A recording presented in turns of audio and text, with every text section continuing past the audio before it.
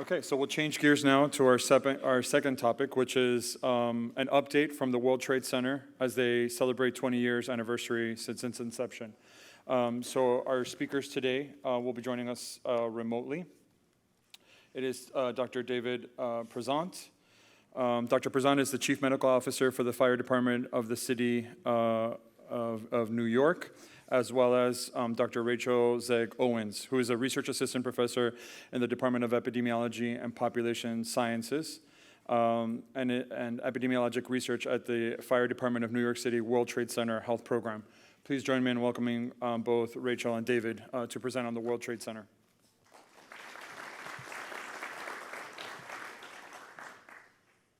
Hello, I'm glad to be able to talk to the conference today. I wish I could have been there. This is Dr. David Prezant. I'm the Chief Medical Officer to the FDNY, the New York City Fire Department, and Director of the World Trade Center Health Programs here. So it's been a pleasure for you to invite us today. I'll be speaking along with Dr. Rachel Zeig-Owens, who will present a lot of the in-depth cancer information, and I'll allow her to introduce herself when we get to her portion of the talk. So just let me get to the share screen here, and we'll get to the presentation right now.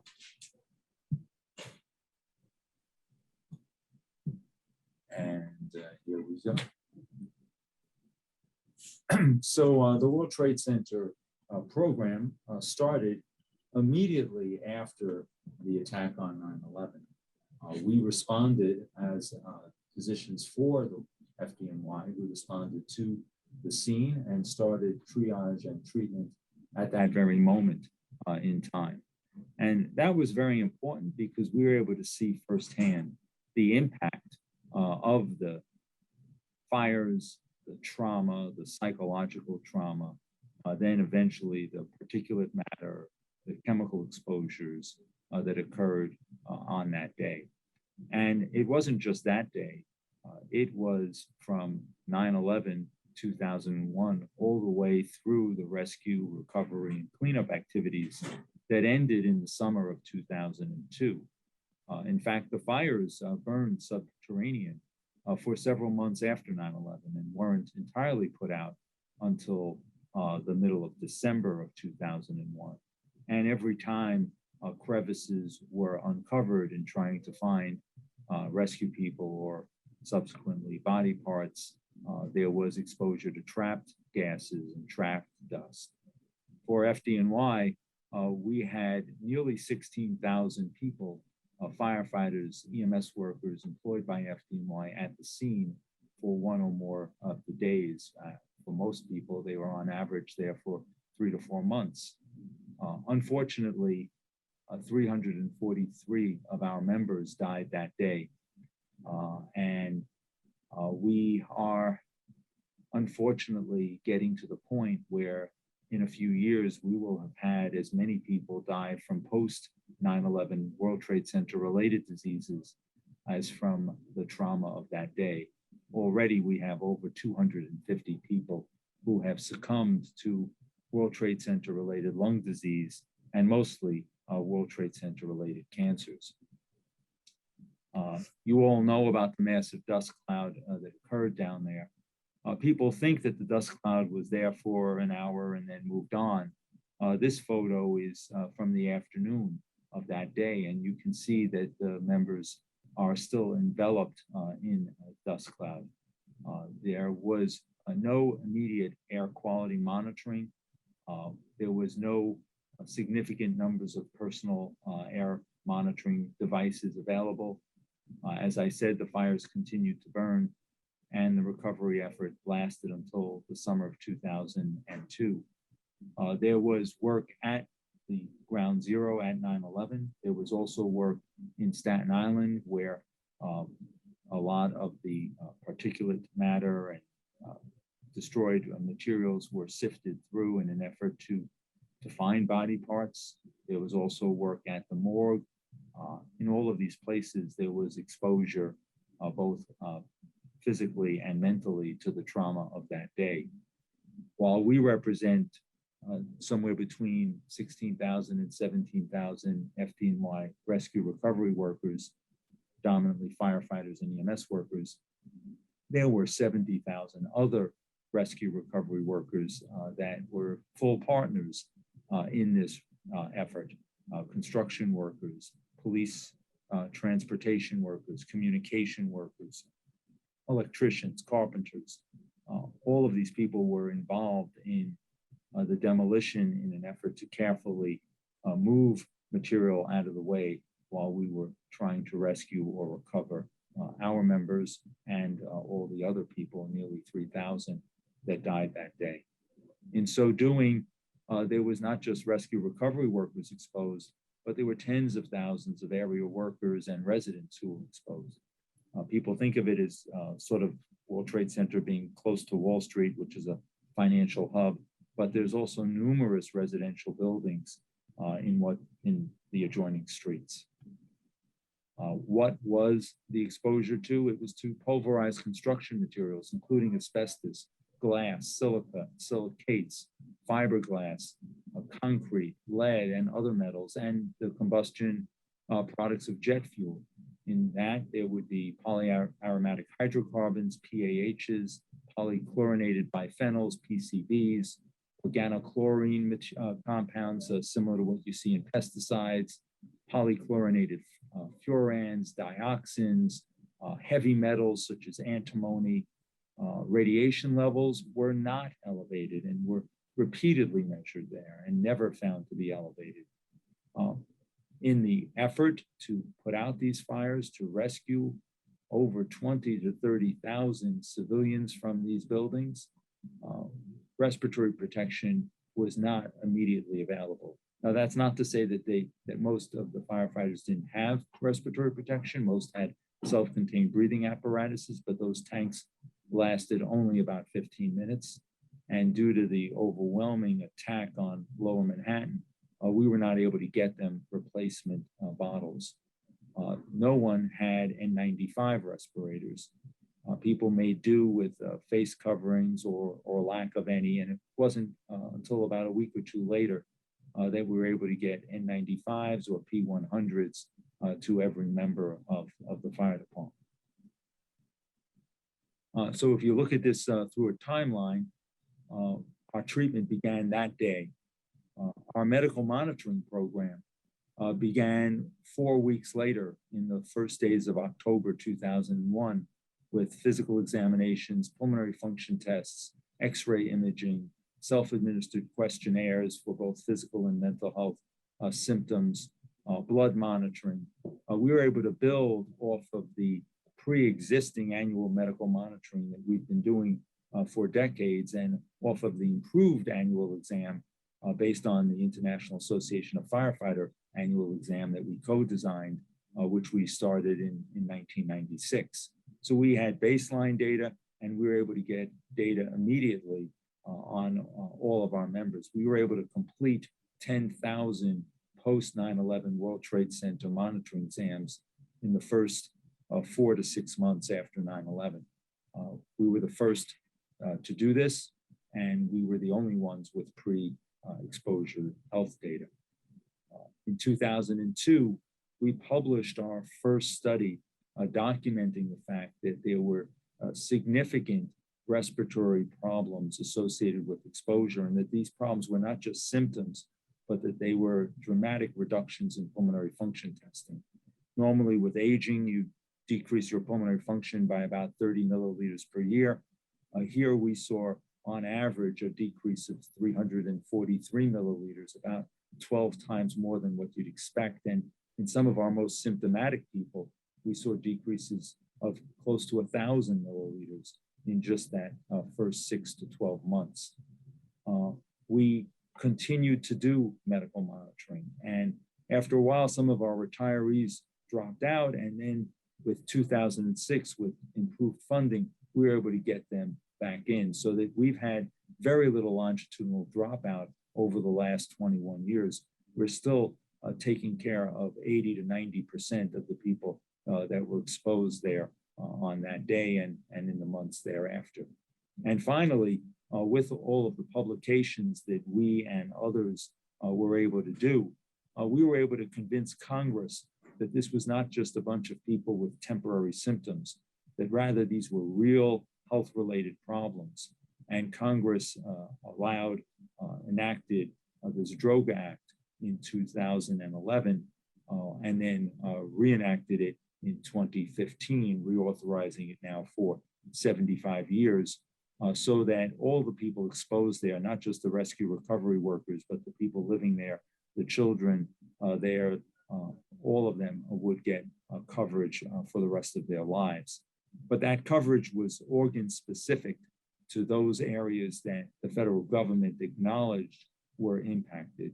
So it started off covering respiratory, upper and lower health issues and mental health issues.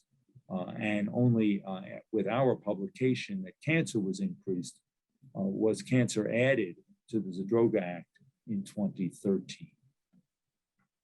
So looking at our population in more depth, 13,000 firefighters, a little over 2,000 EMS providers, for a total of 15,200 people that we've been following. The firefighters are predominantly male, nearly 100% male. The EMS is more diverse, both in gender and race, and about 78% male. Average age on 9/11 was around 40 years of age, and now it's been 21 years later, so average age is 59 to 60. About 75% are retired now, and we are actively following all of the retirees, just as we are following the ones that are still active on the fire service. Almost our entire workforce was exposed in the first few days after 9/11. Amazingly, we were able to respond with 14 to 15% of our workforce in the morning of 9/11. Over 2,000 firefighters and EMS workers responded to the scene to help out at 9/11 at ground zero. By the end of the day, an additional 6,700 firefighters and EMS workers responded. And then over the next 2 weeks, we had nearly the entire fire department being down there. And the average number of months that people served down there was somewhere in the range of around 3 to 4 months. At first, people thought that this was going to be diseases of cigarette smokers. And in fact, we don't have a lot of cigarette smokers. Currently, only 4% of our workforce are smokers.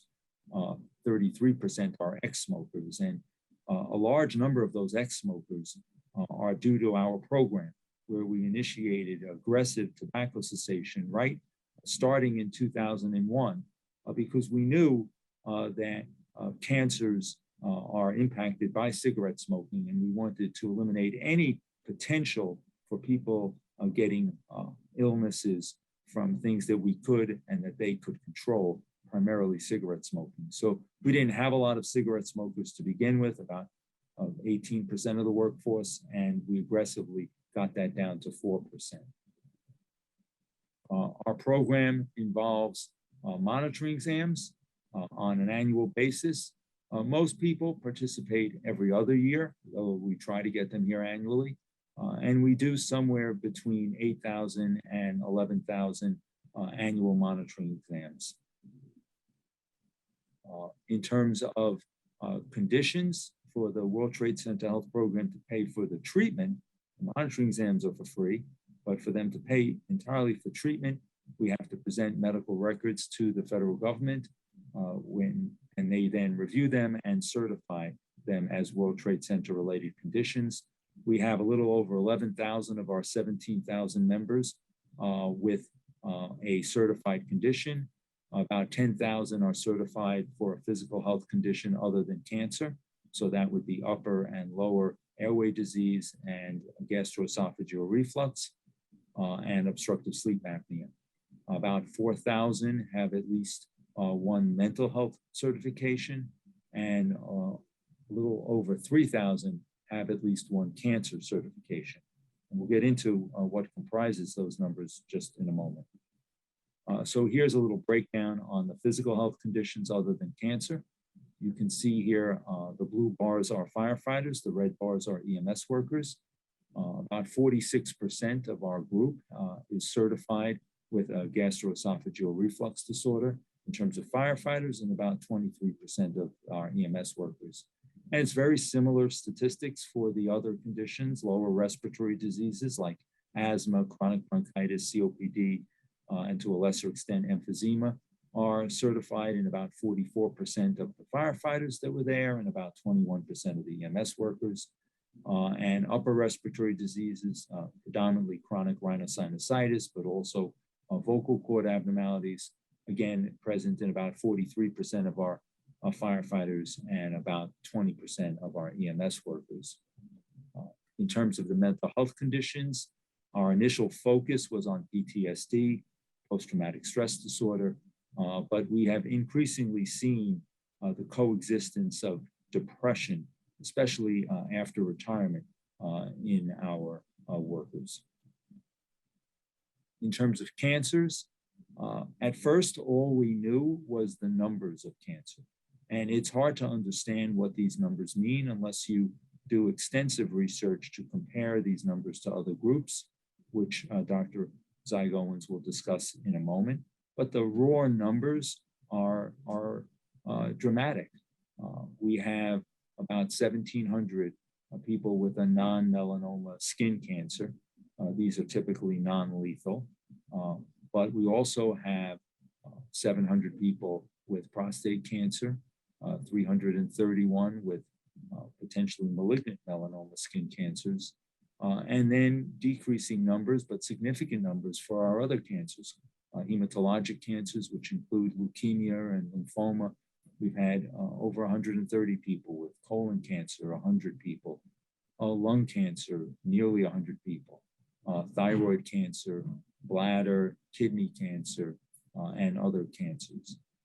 These cancers are really the driving concern of our workforce now. The people coming down with new respiratory conditions are very small in number, but we have some of those conditions becoming quite severe now, and we've had 5 lung transplants already. But the major increase in new life-threatening conditions is in this cancer area, and that's where we are focusing most of our research on now. So with that, I'd like to introduce Dr. Rachel Zeig-Owens, who will go through the cancer research data. Thank you. So I am Rachel Zeig-Owens, and as Dr. Prezant just said, I'll go through what we have found in research. So in 2011, we published the first cancer study among World Trade Center exposed members. This study included nearly 9,000 World Trade Center exposed firefighters, and it looked at cancers prior to 9/11 and through to 2008. In this study, we found the risk of all cancers combined among World Trade Center exposed male firefighters was slightly higher at 10% greater than the US male population, but this difference was not statistically significant. However, what we did find also was that the risks of thyroid cancer, prostate cancer, lung, and non-Hodgkin's lymphoma were significantly higher than the US population. And we also found the risk of lung cancer was significantly lower than the US male population. This, though, is likely related to the lower smoking rates that Dr. Prezant mentioned earlier in this talk. This study used what was called standardized incidence ratios to compare our population to the US male population. A standardized incidence ratio that is greater than 1 shows that our risk of cancer is greater than the US population, and one that is lower than 1 is less than the the risk is less than the US population. So here you'll see the risk of thyroid cancer was 3 times greater in the World Trade Center population compared with the US population. And we also see that the bar for lung cancer is below 1, which is showing that there was a reduction in risk compared with the US population. So the findings from our study were then replicated in 2 other cohorts of rescue recovery workers and also in a study that combined all three of these cohorts. These cohorts now, in addition to firefighters, also include EMS workers, construction workers, police, and others that Dr. Prezant mentioned at the beginning of the talk as well. What you can see here is that they're all fairly similar. You'll see that the risk of cancer overall was slightly higher and for most, but it was not necessarily elevated, statistically significantly elevated. But what you also see is the risk for thyroid cancer and prostate cancer across the board in all of these studies is higher than the general population. For thyroid cancer, it was about 2 to 3 times greater than the general population. And for prostate cancer, it was about 25% to 50% greater than the general population. What the studies also all found was that many of them reported a higher than the general population risk of skin melanoma, and also a lower than the general population risk of lung cancer. While multiple myeloma was not elevated, we did, in conjunction with research that we conducted with Dr. Ola Landgren, who is now at the University of Miami, that we found that the precursor to multiple myeloma was elevated, and that it was about 1.7 to 3 times greater in the FDNY World Trade Center exposed firefighters compared with the general population. So is the general population the right comparison group for this? Firefighters and other rescue recovery workers in general may have increased risk of cancer due to work-related exposures. However, also they may have lower risk of cancer due to being healthier workers and also having lower smoking rates than the general population. So to assess this, we conducted a study where we compared the cancer incidence rates in FDNY WTC exposed firefighters to the incidence rates of cancers in a cohort in non-World Trade Center exposed firefighters from Chicago, Philadelphia, and San Francisco. In this study, we found that all cancers combined was actually greater in the World Trade Center exposed firefighters than it was in the non-exposed firefighters by 13%, shown in the top line of the red box. What we also found was that thyroid cancer risk was greater in the World Trade Center exposed firefighters, and also that prostate cancer was greater than the non-World Trade Center exposed firefighters. In the study, what we also did was we compared non-World Trade Center exposed firefighters to the general population. And unrelated to World Trade Center exposed exposures, we found that these firefighters also had higher rates of prostate cancer and skin melanoma. They also had lower rates of lung cancer compared with the US population. This latter point might also be due to lower smoking rates in the firefighters at current day. So all of these studies taken together have some common findings. Most common is that thyroid and prostate cancer were elevated in WTC exposed workers. But why is this? As we mentioned earlier, the main risk factor for thyroid cancer, which is radiation, was not present at the World Trade Center site. And also the main risk factors for prostate cancer are age, family history, African-American race, and Agent Orange. Also, Agent Orange was not present at the World Trade Center site. So we still are trying to understand this, but one possible reason is that it could be due in part to increased medical attention as a result of the World Trade Center exposure.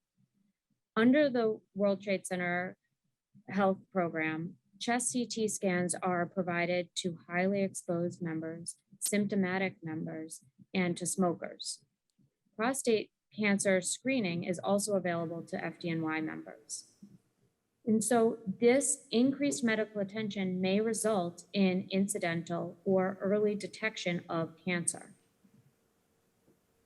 To assess this, we looked at thyroid cancer. And by looking at all of the thyroid cancers diagnosed at FDNY, we reviewed their medical records and found that 82% of them were detected incidentally. This means that they were detected while they were undergoing other medical treatment for something that was unrelated to thyroid cancer. Using this chart review, we then found the rate of asymptomatic thyroid cancers was 3 times greater among FDNY WTC exposed members compared with the general population. We also found that there was no difference in the rate of symptomatic cancers between the two populations. In another study of all WTC exposed rescue recovery workers, not just restricted to FDNY members at this point, we found that those who were part of the World Trade Center Health Program were twice as likely to have thyroid cancer compared with the New York general population. But the World Trade Center exposed members who were not part of the program had similar thyroid cancer rates to the New York population. Therefore, among the World Trade Center exposed workers, medical attention may be one of the driving factors in the elevated rates of thyroid cancer. However, the medical attention may also be resulting in improved survival. Last year, we found in a study that the World Trade Center Health Program enrollees who were diagnosed with any cancer had 30% fewer deaths than New York State cancer patients. And similarly, when we look by cancer type, we find that the World Trade Center exposed enrollees who were diagnosed with prostate cancer had 38% fewer deaths than prostate cancer patients in New York State. And among colon cancer, that was brought to 52% fewer deaths among the World Trade Center program enrollees compared with the New York State colon cancer patients. We are planning future studies to investigate reasons for this survival benefit. So we want to thank our whole team and the rest of the World Trade Center Health Program, as well as our collaborators for all of this important research and work with our members. We'll open it up to questions. Thank you.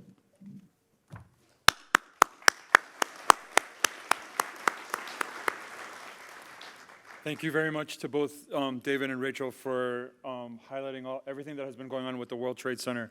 We actually have them both live with us online, and so this is an opportunity to ask questions from folks here in the room or for those of you online. So if anybody would like to ask a question to David or to Rachel, I invite you to please come up to the microphones at the front of the stage, or if our online team can broadcast questions.